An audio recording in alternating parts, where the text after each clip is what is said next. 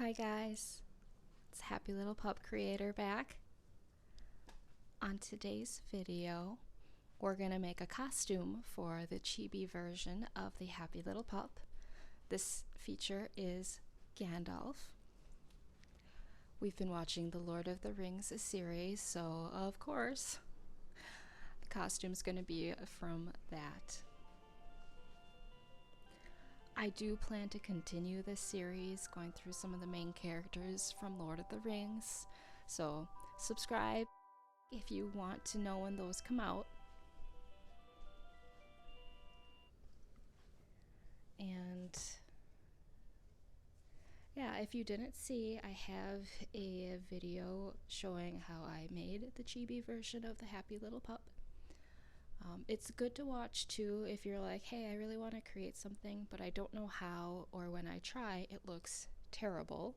Because at the beginning of that, I really had no idea what I was doing, and it didn't look anything like I wanted it to. And then I did go do a little research from Shyfox, Shyfox, might be two X's. She does tutorials and helpful how-tos. So she helps me a lot in this video, because instead of doing just line art with like the pen, I'm using the curve tool, so that's going to give me a lot nicer lines. And then I think it was Dynaske was the name of the creator, and it was how to draw kawaii, which is cute in Japanese, animals, I think. There aren't many videos on how, I think I searched how to draw Chibi style because I was just not doing it right. Anyway, that helped a lot. This version isn't perfect, but it's so much closer than when I started, so I think that can help you feel comfortable in trying. You know, if you watch that Chibi version of how this was made. And yeah.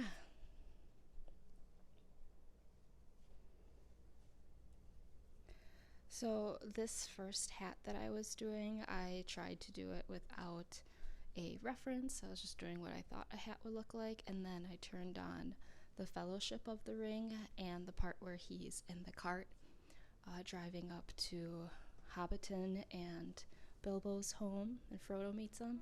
That's where I kind of used the reference for the hat, which you'll see I completely changed how it is curving. And I'm using the pen brush.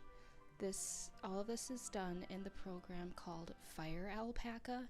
It is free to download. There are some things it doesn't have vector layers from what I can tell, and I think that would be awesome because Shyfox, she did a tutorial showing just really how to make your life a lot easier doing digital art, and a lot of it required vector layers, so that was really neat. Maybe someday down the road. Until then, this program I think is great. I have very basic knowledge of how to work in these programs. Most of it's from high school, so I haven't grown that much, but I've grown a little bit. So hopefully as I continue these series, I will learn more and more about digital art in this program and get better. So this is in Fire Alpaca, and I'm using the pen tool, and then at the top you click this little box and it'll say shape, and then there's that drop down bar, and I chose curve. So I can make a straightish line, but I can also make the curves, and that's doing a great job to, give me those nice even lines, make it look like a natural curve. It's neat because you will have a starting point, and then you will start your curve, and then you need to click at another point for it to lodge, and then when you continue from that, you'll start to see how the shape is affected, and that's pretty neat. I also got a little bit smart in this video. I would make the Chibi Happy Little Pup, I would make that invisible so that the paint tool wouldn't go around the Happy Little Pup. You'll see I don't figure that out at first, but then I'm like, oh, hey, that would be a lot easier. So I do that, and yeah, it's one of those things where you live and learn. It's something really easy and simple, but until you figure it out, it's just you struggled, you did it the hard way where you kind of colored in. And there might be a way, because when you are on the canned paint tool, you can, oh, and I learned they have bucket erase, which I think somehow I knew from way back when, but forgot. So that was really exciting. And then I don't remember what we're talking about, guys. It does let you modify how close it gets to the line art. You could go to -3 to normal 3.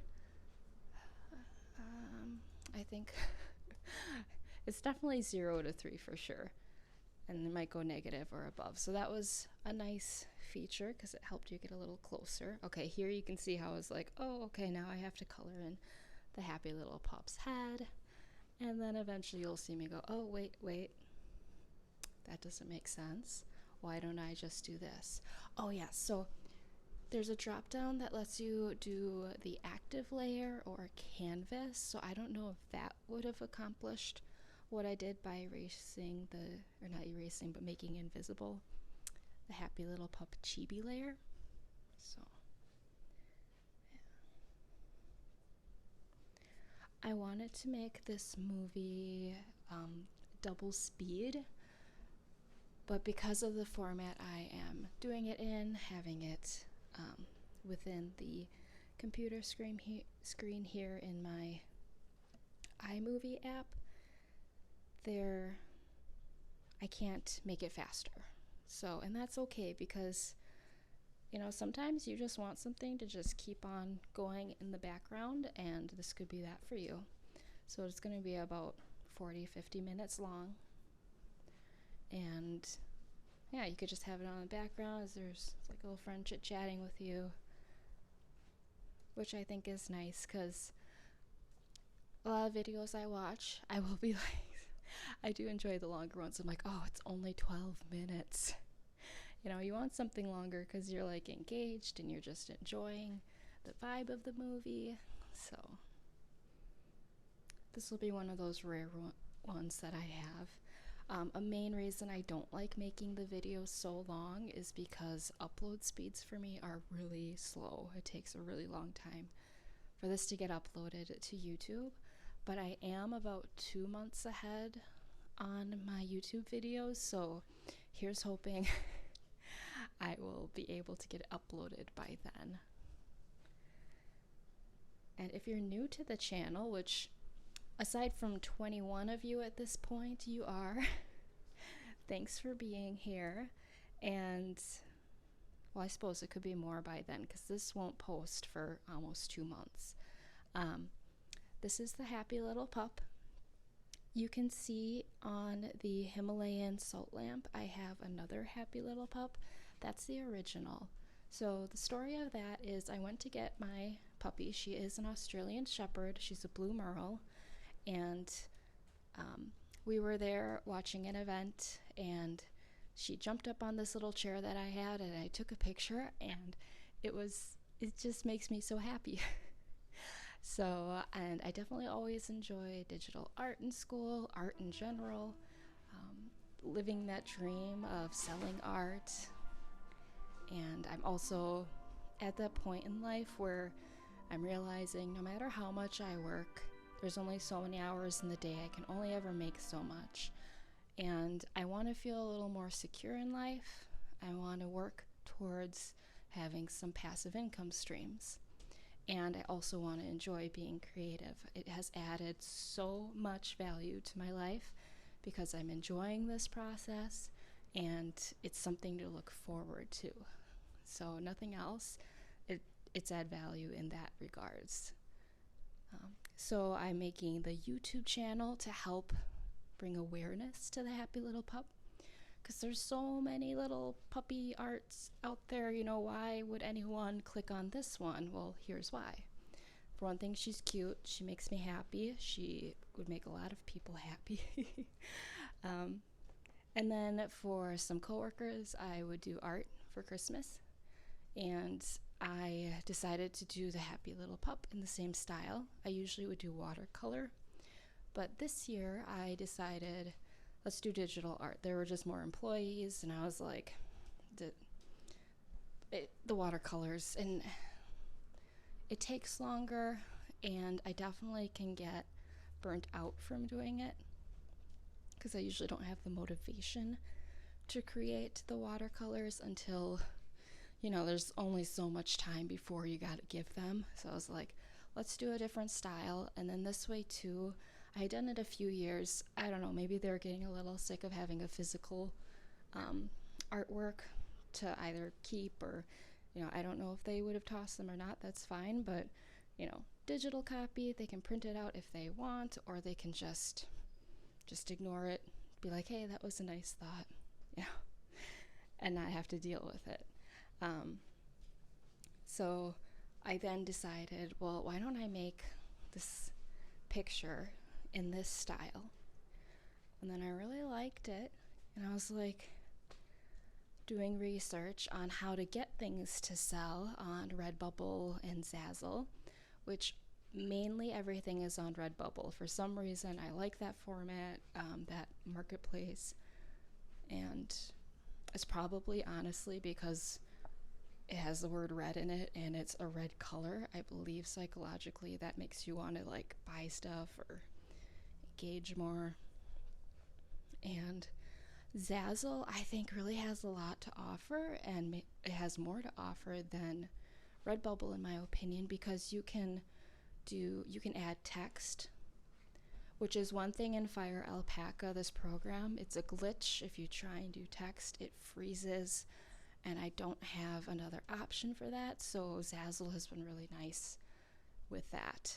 You can go in there. I did a t-shirt, and I put the happy little pup on it, and I wanted on the back it to kind of be a jersey style. So it says happy on the back. I want to change it up a bit, but that's there. Zazzle also has the sticker sheets of the happy little pup. At this time of making this, I don't have any Chibi happy little pup available. I think because I'm hoping I will get into a better version of the Chibi happy little pup, so that, something. This is cute. I mean, I would buy it. It makes me happy. But I really want the original happy little pup to shine. Okay, jumping back to the video, you can see how I've changed the line and angle of the hat, which is much more to Gandalf than how I was doing it initially. And it's really interesting how what you perceive it would be is so different from what it truly is. So, like if someone says, draw a snowman, and then if you were to go out and actually draw a snowman, what would the differences be? So, that's interesting. So, going back, I was doing research on how do I actually get these to sell, because most of them, Zazzle especially, Zazzle is meant more for you to go on to upload your images and then personalize them to you. So it does really well with wedding invitations, things like that. And then for Redbubble, same thing. That one has a certain niche that it markets to, so it's a little harder to reach people.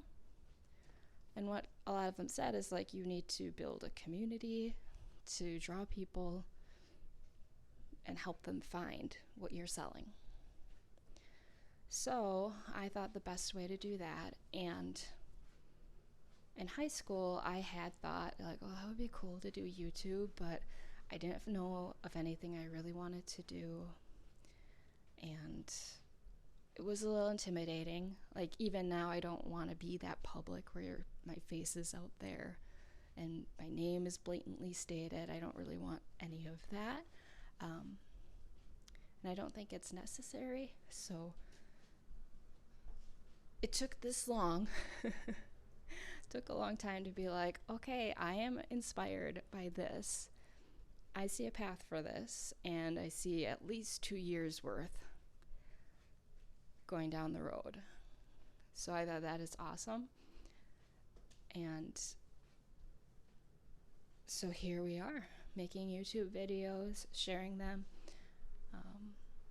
And then on YouTube, when I was doing research on, how to be successful and grow your audience, the biggest thing was being consistent. And in general, it seems to take at least a year. There's definitely people that are faster, definitely people that took a little longer. And you need to be consistent with posting. And Bria Jones, I thought had some really good advice about this time so that you don't get discouraged if you want to start a YouTube channel or have started. And that's that you enjoy the process, because this is helping you work out the kinks, figuring out where and what you want your channel to be, and learning how to be consistent and not to worry about being perfect. Just start. And it finally got through in my head. Enough people were like, you just have to start. You have to promote yourself as an artist. It seems that in general we hate that. We can't believe our art is something good or that something else would want to buy.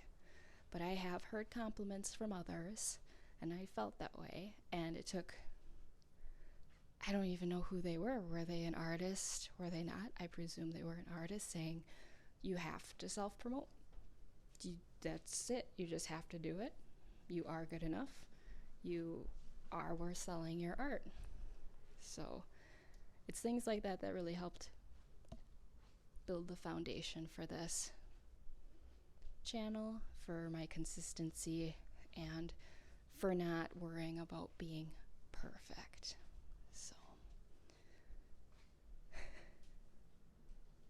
So the first beard that I did on this happy little pup, I did it a lot smaller, but Gandalf's beard, it goes all the way to his ears, like any beard would. So that was another one where I was like, I don't know where I thought that beards are cover only part of the face. I think it's from seeing, fake beards on the cheaper Halloween costumes. I think that's where my brain, and I was wanting it to be a little more cutesy. He also seemed to have like a prominent mustache part over the top, so you'll see me doing like this really big mustache and then the beard. That was pretty epic. I did not do the hair, so there's that.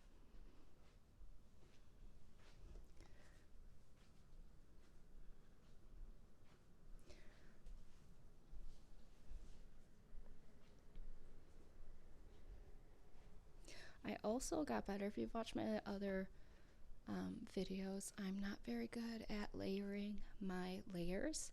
So I did better on that, mainly because I knew I was going to be doing so many and it was going to be hard for me to know which was what without constantly making them visible and not visible. And then when I would color in the line art, that was pretty obvious, so I didn't bother layering those layers.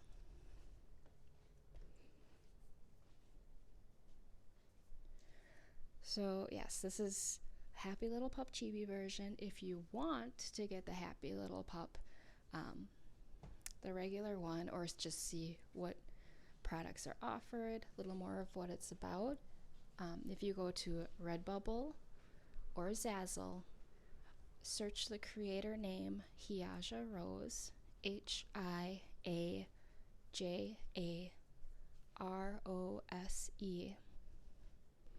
and then that'll bring you to the art I've created. I do have a few other designs other than the Happy Little Pup-Up.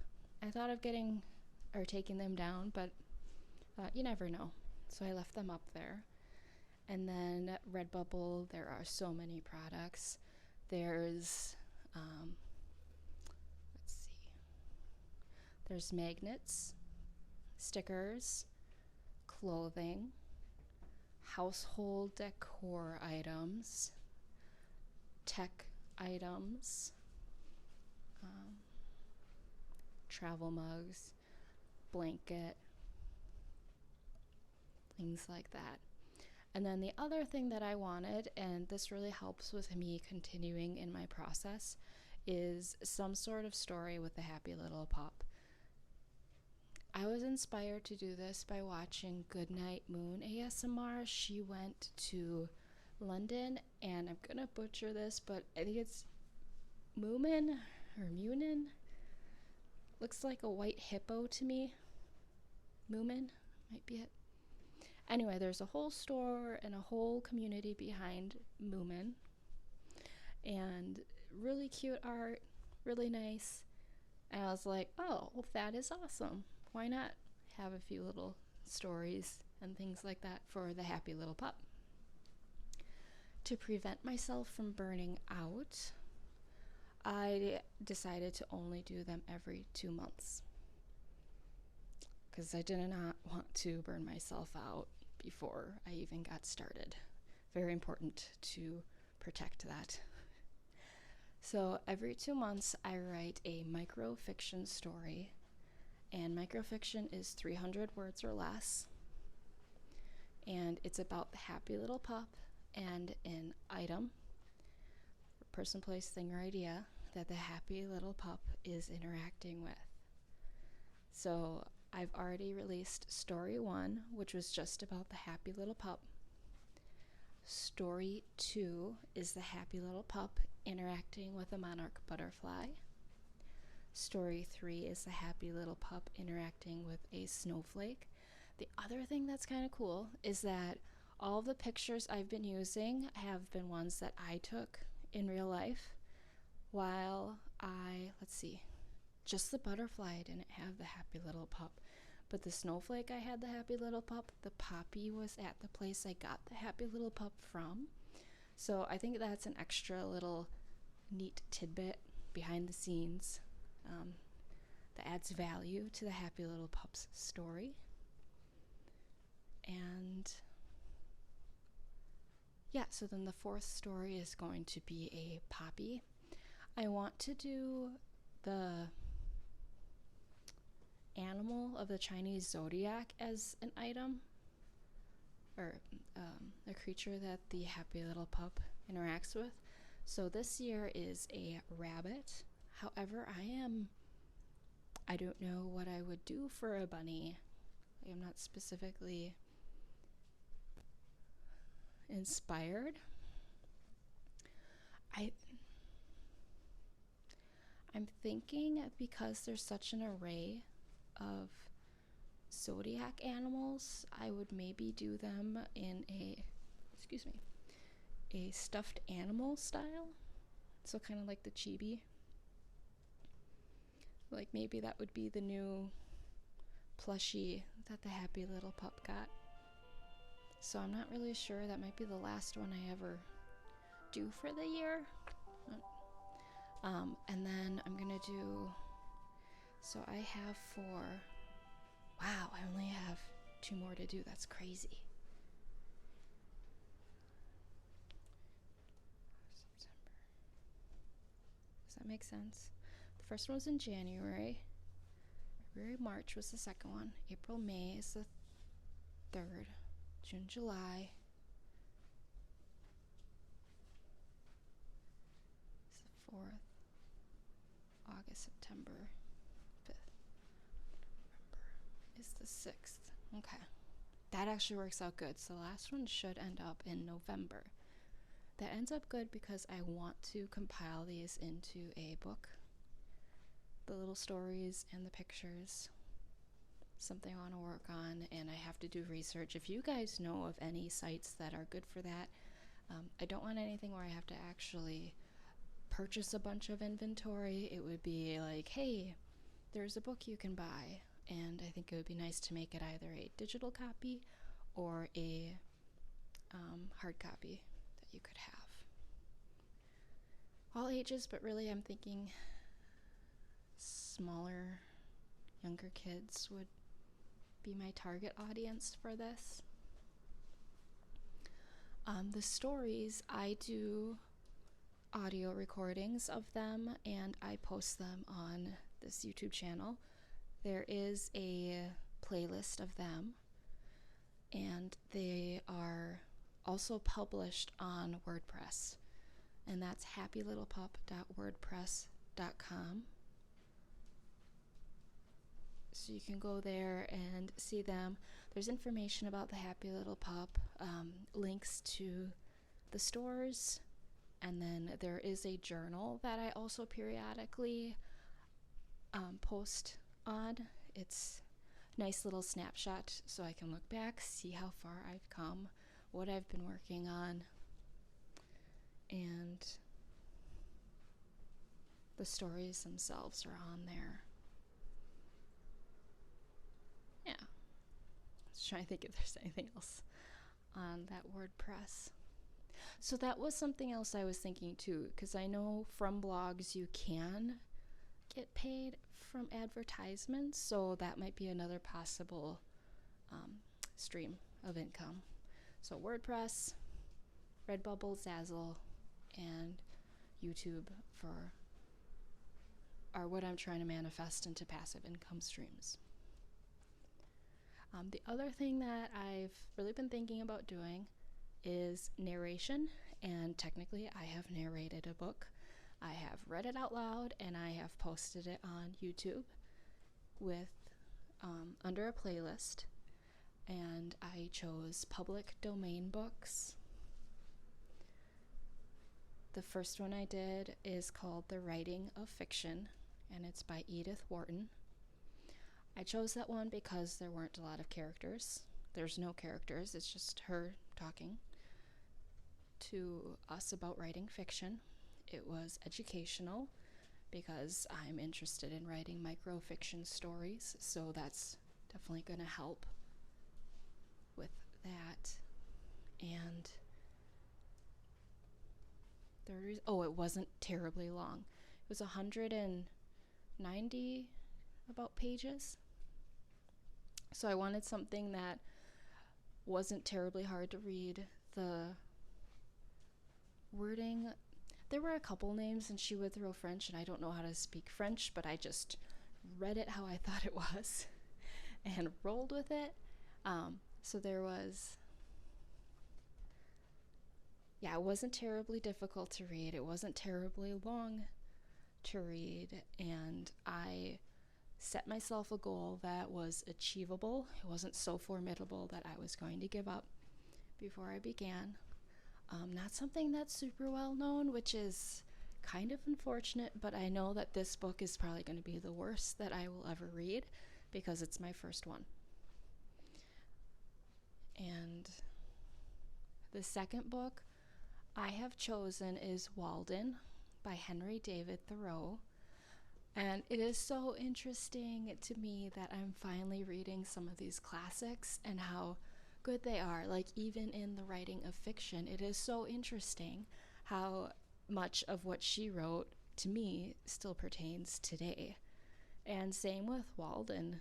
And I think, and maybe it's because I seek out these, but there's a lot more people interested in living closer to the earth, and not closer to the earth, but more simply, and try and seek joy in the small things in life. And I feel like this book, Walden, is all about that.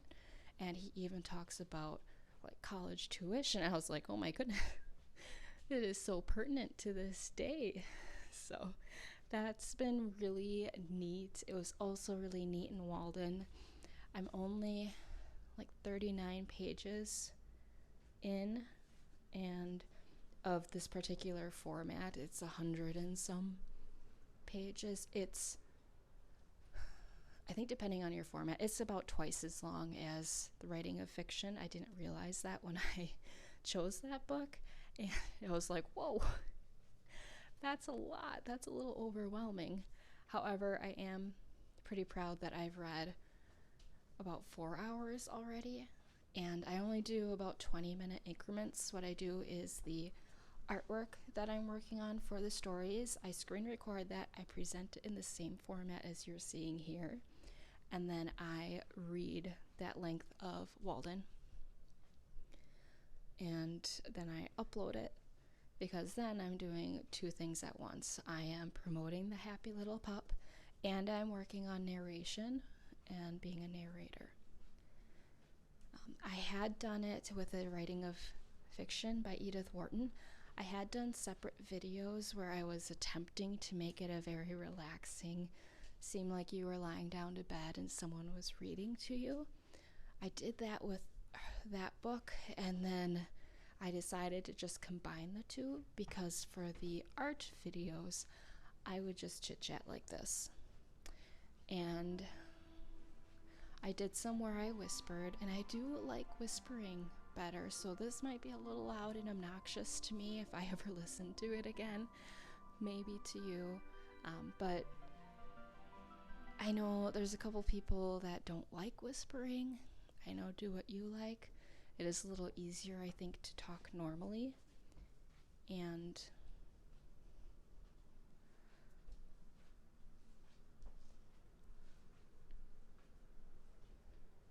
it's also just hard for me to think of this much to talk on. So this is the first of this series that I'm doing with making a costume for the Chibi Happy Little Pup, and I think I will get quite fatigued and just burnt out if I talk through all of these. Hopefully I can get more efficient at the costumes and make them quicker than the length of this one, but I'm not quite sure what I'm going to do to fill that time frame, because I don't want to use music for copyright issues, and I don't want to pay Epidemic Sound for the right for music. I wouldn't mind. I have a keyboard, like the kind of digital ones. I wouldn't mind working on something like that could be played in the background, and then it would just be like the soothing sounds and visual. Maybe it would help you sleep. Maybe it would just be nice to have on in the background. So I'm a little unsure. I want to have a plan, but I don't. But I've always found, so far it's been best not to stress about it. If anything, what's been really helpful is that I will do something relaxing, like take a bath, and then I will voice record some ideas I have, and then I listen to that back, and I will pause it because that generates more ideas, and then I'll record that also so I don't forget. And then that's really been helpful for keeping me inspired and creative. Reading, Walden. I do think I am getting better at reading. In the writing of fiction, I have a very halting speech because I'm trying to process what I'm reading. And in both of these books, I did not read them prior, which is highly recommended. But again, I needed to be able to start. If I fixate on all the things that I should do, I will not get started. And I've never been one that enjoys, once I've read a book, reading it again. There's very few books like that. I've been there, I've done that, I want to move on to new things. So definitely a crutch that hopefully I will be able to overcome. I hope to eventually go into a book that has some characters and I can practice voices. That would be pretty exciting. I would like to do a really short kids book, which is why I started doing the audio recordings for the Happy Little Pup. And the story one, I did voices, 36 character voices. There was a really good video, and you guys can look it up if you're interested. He goes over how to make like 100 voices out of your own, and he would talk about how you can just change how fast you talk, how quiet you talk, the pace and tempo of your talk, to get different characters and perceptions without ever changing how you yourself talk. And so I read those stories with my normal voice, and then with the first story I did which was crazy. I was like, wow, I did 36 voices. That's crazy. So that's been an exercise that I've practiced. And this third story, that's, okay, wait, hold on. I think, okay, the second story just published, and that one's a lot longer than the first. So that one will be really good to practice also. It was really interesting how difficult it was to try and do an old person. I really want to have like a nice gentleman's voice acting sound, but I think I did okay, but it was a little awkward. You guys can go check that out if you're interested. Yeah. I don't even know if it's in a playlist, but it's 36 character voices. I found it entertaining to make. Well, we're almost done. I am just putting in the background, and then I try and put story 4 in as flowers, because it was a very pretty place with flowers, but the style of the poppy is too lifelike compared to how simple the rest of this art is, so I end up getting rid of them. And you can see too how nice that worked, how I made them not visible, all the layers aside from the background layer here. That made it really easy to just fill it in with the can tool. And then here, so I'm doing the flower, and then I'm just going to duplicate the flower and then move it, duplicate and move, and then decide I don't even like that look and make them invisible, and then put everything else on top and call it a day. So yeah, making that poppy, that is, I could see the happy little pup maybe have taken that long. I did not screen record the happy little pup because I did not think I would do this at that time. It just wasn't a habit of mine. But that one might have taken that long. I think my other work has taken no more than 2 hours. And this one took about 4.5.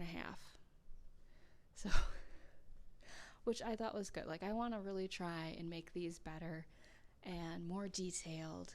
And it also gave me more footage to help stretch to the next month that I'm going to have a story done. So, and then it gave me more to read Walden too.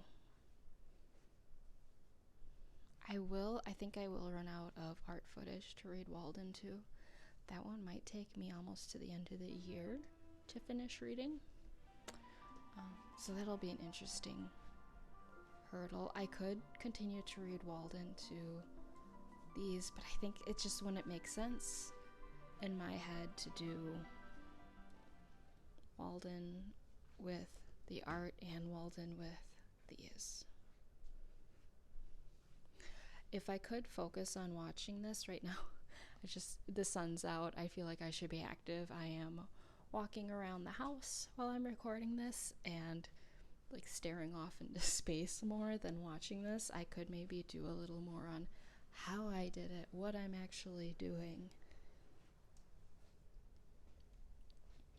But I'll be honest with you, my screen's a little small. It's kind of hard to see what I'm doing. It's a little mouse that's moving around.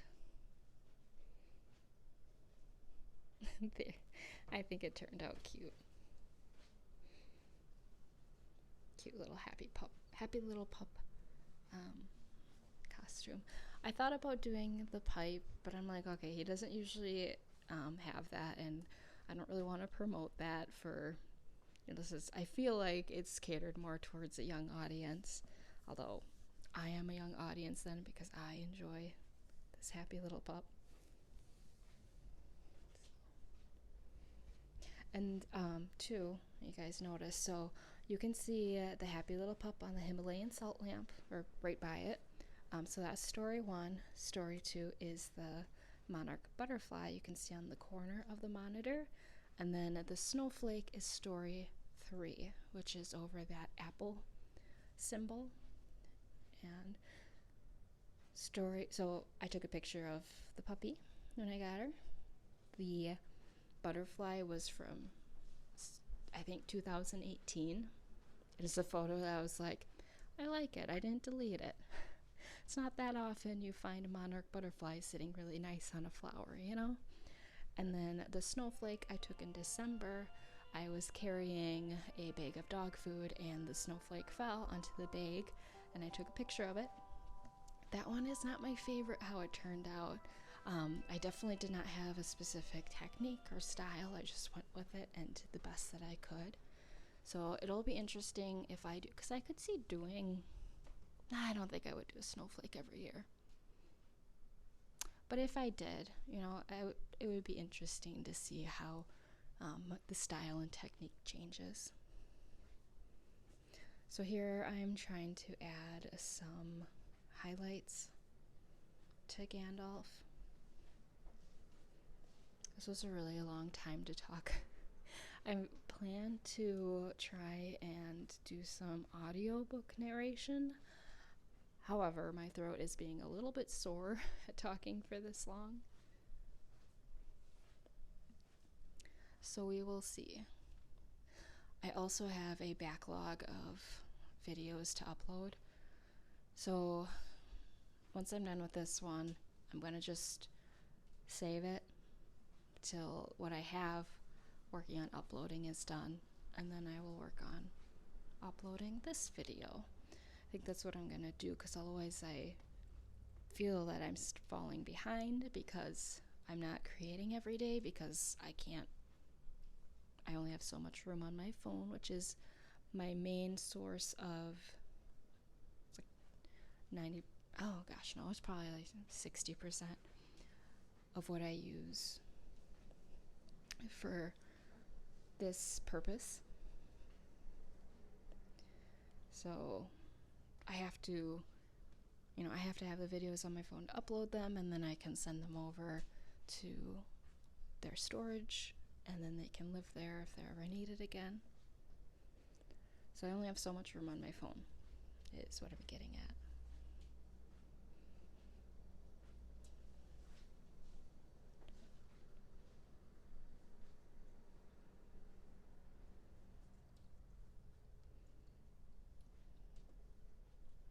And I am trying to do this quite simply and practically, because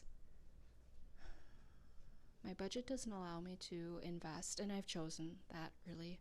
I've chosen to work and make enough to cover what I need for the year for my bills and expenses and some fun things, but I think it'll be so rewarding to make a success of this by using what I already have, because I've got great items. I'm very grateful for them, and I'll never have enough. I'll always be in that mindset if I'm like, oh, if only I had the next best iPhone with more storage, instead of being grateful and using what I have to be successful. And I haven't, in my mind, earned the ability to upgrade. To me, that would be the reward I would get if I made enough. Be okay, now you can, because your investment has paid off.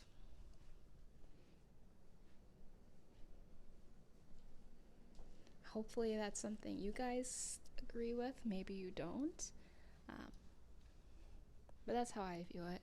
I mean, I've certainly invested in items before this. I got the monitor without thinking about doing this for a career.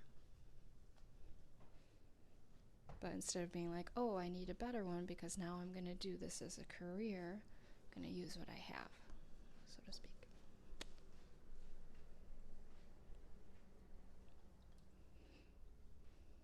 My monitor is pretty old, and I got it on I am just so thrilled that I have an Apple computer It's been something I've always wanted, but it has a pretty big price tag for my life. Um, but this, it's Mac of all trades, and I got it for like $200 to $300, and it's got a terabyte of storage. It is an older model, so it can't update anymore, the iOS, but I don't see a problem with that. Maybe it will bite me down the road, but I'm just so grateful that I get to work on this, and it's, designed, and it's a little better for art. And it's definitely more, I'm happier to work on it than I am to work on a Windows type computer. There is an aesthetic to it that keeps me coming back.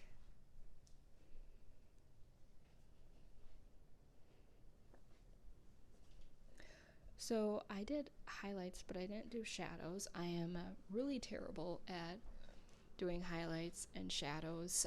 The sun will be coming from like 4 different directions.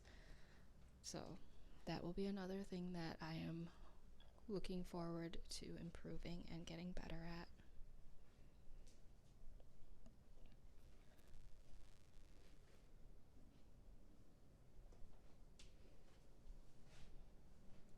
I'll probably watch some tutorials on that. I know the point is that you're supposed to see, okay, the sun is coming from here. So where would it be hitting? Where would it be casting a shadow? And I think because I don't know how to think in 3D, I don't quite understand how that light would be casting. I do think it would be really nice to have. I know they have little wooden models. You could really use anything around your house. You don't have to go buy, again, you can use what you have. And like a light or a flashlight, and you could position it. I think I need to start doing that to help me know, okay, this is where a shadow would be. This is where the light would be.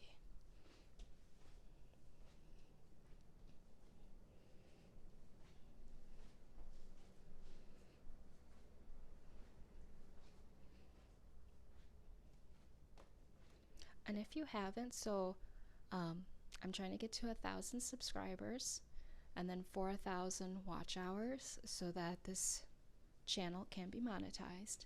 So if you haven't, I would appreciate it if you could subscribe. If you would like this video, it can help it in the algorithm, I presume. If you want to subscribe, that is, oh, I already said that, excuse me. If you want to share, that's awesome. Subscribe, and notifications, it will let you know, the notification bell lets you know when a new video has come out. Thank you so much for watching. I hope you enjoyed watching the happy little pup get a Gandalf costume. Bye guys.